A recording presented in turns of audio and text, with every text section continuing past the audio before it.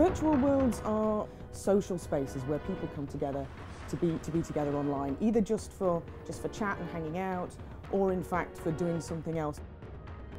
Massively multiplayer online game is as it sounds. It's a game that happens on the internet, it's online, and hundreds if not thousands of players can come together in clans or groups to actually play that game as a group. World of Warcraft has about 11.5 million subscribers. World of Warcraft basically exists even if you turn your PC off.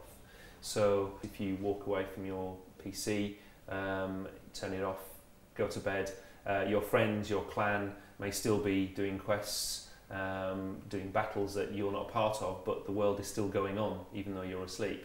And they have very complex kind of social systems that sort of grow through the interaction of millions of people online.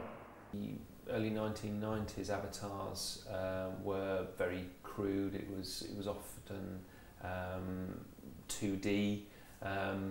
The technology wasn't there to kind of create very sophisticated worlds, even though some games like Ultima and early role-playing games were vast kind of worlds. You had to use more of your imagination to put yourself there. I think that it's getting to the point now where the graphics are getting more sophisticated and it actually feels more like you're more a part of the world because you can see it. When I was a kid, I used to play video games and they were stuff like Pong and Space Invaders, and so the evolution of that into something which had actually kind of seeped into people's everyday lives was just, that really captured my imagination. What I find interesting is that many people don't realise that they live in virtual worlds every day of their lives and they might not know it.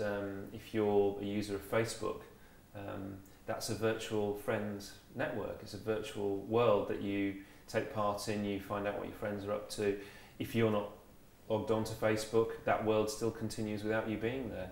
I don't think anyone could have guessed how it would evolve and how fast it would evolve and into how much of our lives it would actually get into. I mean, like now you have screens in your pocket and it's quite common now to see like a kid playing on a handheld or or any of us like doing texting, or we're kind of constantly pulled to that space.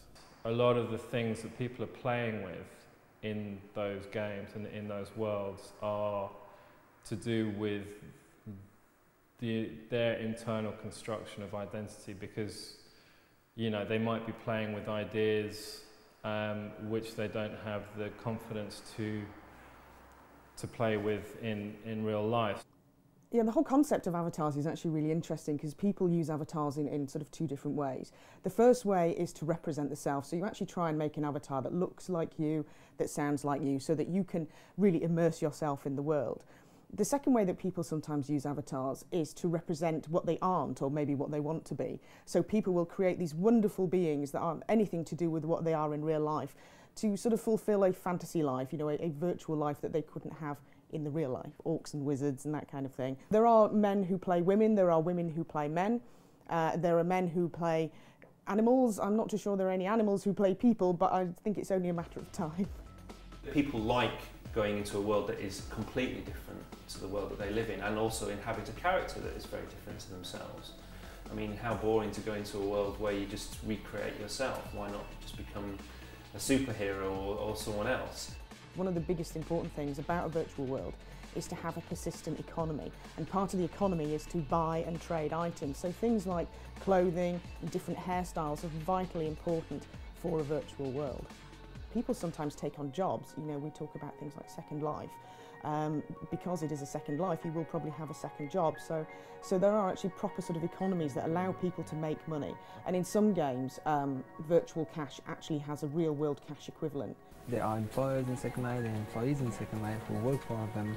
People have banks and parks, so you can it has almost everything that you have in your real life. Social gaming is going to be increasingly important in the future. People like playing games with friends. I think people have always enjoyed it, whether it's in your living room or whether it's online.